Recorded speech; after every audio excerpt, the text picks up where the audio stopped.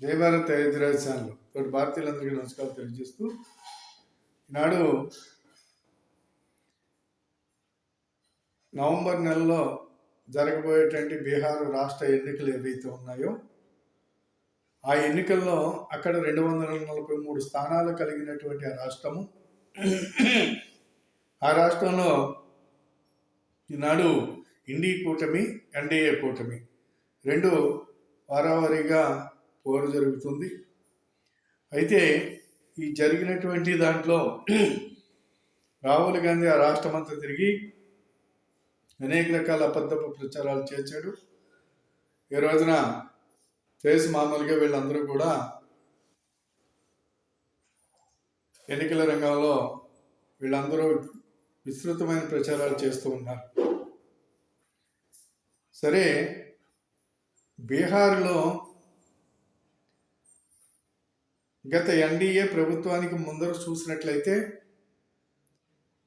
ఆ రాష్ట్రంలో జరిగినటువంటి కుంభకోణాలు, ఆ రాష్ట్రంలో జరిగినటువంటి అత్యాచారాలు, ఆ రాష్ట్రంలో జరిగినటువంటి రవిడీ మూకలకు దోపిడీలు, ఇవన్నిటిని కూడా ప్రజలు ఎంతో అనుభవించున్నారు.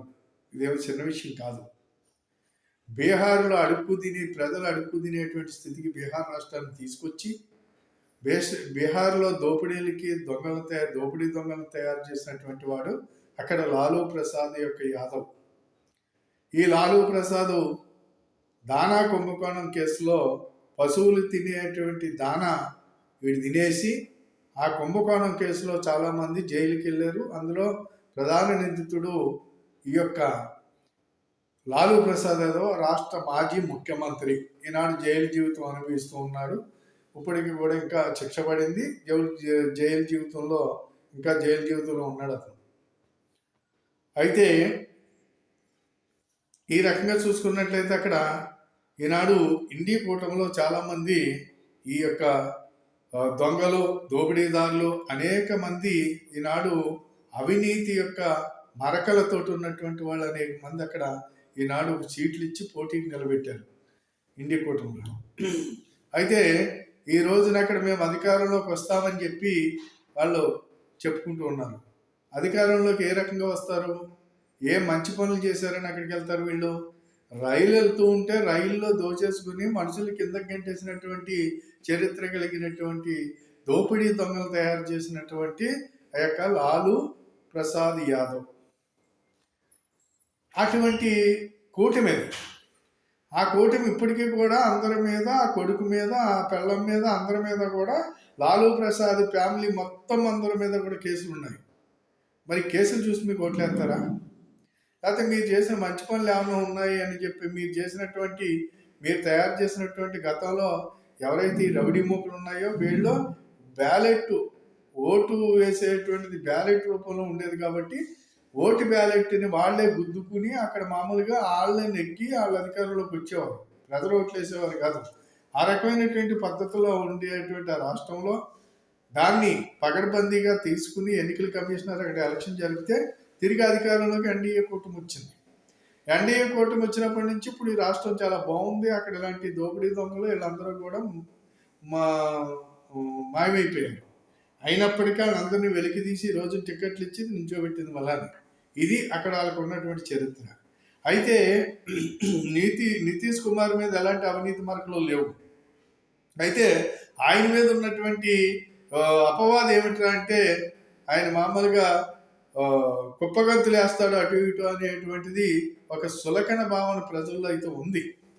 లేకపోవడం ఏం కాదు, ఉంది. అయినప్పటికీ ఎన్డీఏ కూటమి ఏదైతే ఉందో ఈ కూటమికి అద్భుతమైనటువంటి స్థానాలు ఇచ్చి మళ్ళా అధికారంలోకి తీసుకురావడానికి అక్కడ ప్రజల్లో ఉవ్విళ్ళు ఊగుతున్నారు అనేది నా అంచనా. ఖచ్చితంగా వీళ్ళు మంచి పనులు చేశారు. నితీష్ కుమార్ మీద రకమైనటువంటి అపవాదం ఉన్నప్పటికే అక్కడ చేసినటువంటి ఎన్డీఏకు అక్కడ ఈ ప్రభుత్వం చేసినటువంటి అనేక మంచి కార్యక్రమాలు ప్రజల సుఖశాంతులతో ఉన్నారు.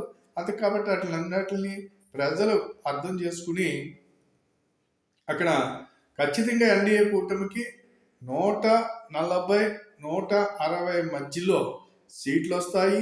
మంచి మెజారిటీతోటి ప్రభుత్వాన్ని ఏర్పాటు చేస్తారని చెప్పేసి నాకు దొరికినటువంటి అంచనా ప్రకారంగా నేను అనాలిసిస్ చేసిన ప్రకారంగా నాకు ఖచ్చితంగా ఇన్ని సీట్లు వస్తాయనేటువంటి భావన కలుగుతుంది. ఖచ్చితంగా అన్ని సీట్లతోటి ఎన్డీఏ కూటమి 140 నుండి 160 మధ్యలో సీట్లు వచ్చి ప్రభుత్వాన్ని ఏర్పాటు చేస్తుంది అని చెప్పేసి నేను ఖచ్చితంగా చెప్పగలుగుతున్నాను అని చెప్పేసి మీ అందరికీ తెలియజేస్తూ, తప్పనిసరిగా బీహార్ రాష్ట్రంలో నెంబర్ 1 అయినటువంటి ప్రభుత్వాన్ని మళ్ళీ ఏర్పాటు చేయబోతున్నారు ఎన్డీఏ కూటమి అని చెప్పేసి మరొక్కసారి నేను చెబుతూ, ఏదైతే ఇండి కూటమి ఉందో ఇండి కూటమి అబద్ధాలని నమ్మి ఓట్లు వేయటానికి ప్రజలు సిద్ధంగా లేరు అని చెప్పేసి అక్కడ తెలుస్తుంది.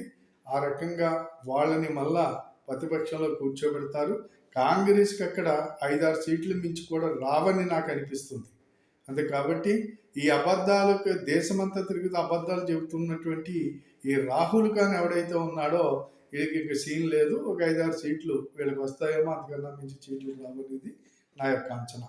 కాబట్టి నా యొక్క అభిప్రాయానికి మీరేమనుకుంటున్నారో కామెంట్ రూపంలో తెలియజేయమని చెప్పేసి కోరుతూ సెలవు తీసుకుంటున్నాను. జై భారత్, జై హింద్. ఈ వీడియో 10 మందికి షేర్ చేయండి, సబ్స్క్రైబ్ చేయమని కోరుతూ సెలవు తీసుకుంటున్నాను.